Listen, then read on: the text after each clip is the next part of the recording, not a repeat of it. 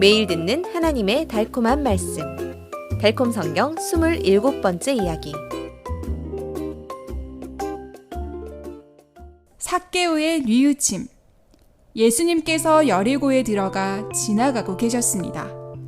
삭개오라고 하는 사람이 거기에 있었는데 그 사람은 세관장이고 부자였습니다. 삭개오는 예수님이 어떤 사람인지 보고 싶었지만 키가 아주 작아서 무리에 둘러싸인 예수님을 볼 수 없었습니다. 그래서 삭개오는 예수님께서 지나가실 길을 앞서 달려가서 뽕나무에 올라갔습니다. 예수님께서는 그곳에 이르러 삭개오를 보시고 말씀하셨습니다. 삭개오, 빨리 내려오시게. 내가 오늘 자네 집에서 묵어야겠네. 그러자 삭개오는 얼른 내려와서 기쁘게 예수님을 모셨습니다. 그러나 사람들은 이것을 보고 수군거렸습니다. 예수가 진짜 죄인의 집에 묵으러 가는구나. 삭개오는 주님께 말했습니다. 주님, 제가 가진 것의 절반을 가난한 사람들에게 주겠습니다. 또 제가 강제로 빼앗은 것이 있으면 4배로 갚겠습니다. 오늘 구원이 이 집에 찾아왔다. 삭개오도 아브라함의 자손이다. 인자는 잃어버린 사람을 찾아 구원하러 왔다. 예수님께서는 덧붙여서 비유를 하나 말씀하셨습니다. 이 비유를 말씀하신 이유는 예수님께서 예루살렘에 가까이 오신 데다가 사람들이 하나님의 나라가 당장 나타날 것이라고 생각했기 때문입니다. 귀족 출신의 어떤 사람이 왕위를 받기 위해 먼 나라로 가게 되었습니다. 그는 자기 종 10명을 불러 각각 1,000,000원씩 주고 이렇게 말했습니다. 내가 돌아올 때까지 이 돈으로 장사를 해라. 그런데 시민들이 그를 싫어해서 그가 왕위를 받으러 가는 나라에 시민의 대표단을 뒤따라 보내서 우리는 그가 우리의 왕이 되는 것이 싫습니다 라고 말하게 했습니다. 그러나 그 귀족은 왕위를 받고 돌아와서 돈을 맡겼던 종들을 불러서 그동안 얼마를 벌었는지 알아봤습니다. 첫째 종이 말했습니다.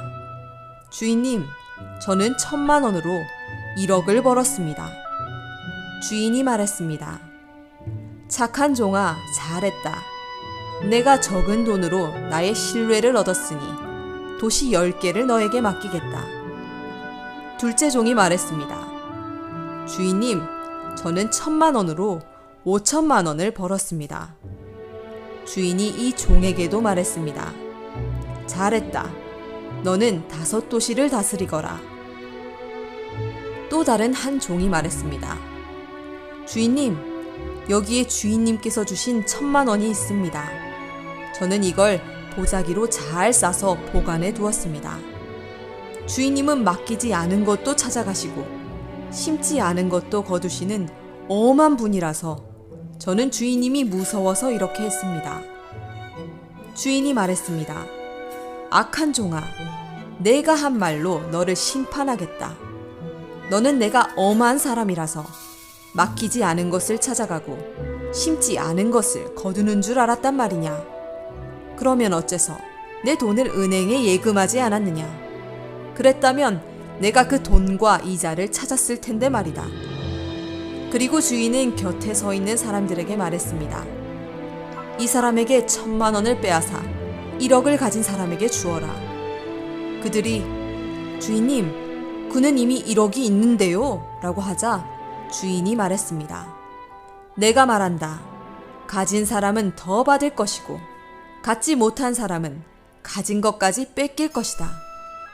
그리고 내가 자기들의 왕이 되는 것이 싫다고 한 사람들을 끌어다가 내 앞에서 죽여라.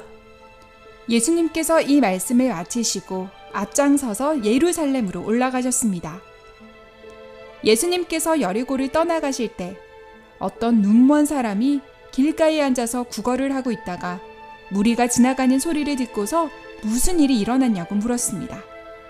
사람들이 나사렛 예수가 지나가신다고 말하자 그가 소리를 질렀습니다. 다윗의 자손 예수님, 나를 불쌍히 여겨 주십시오.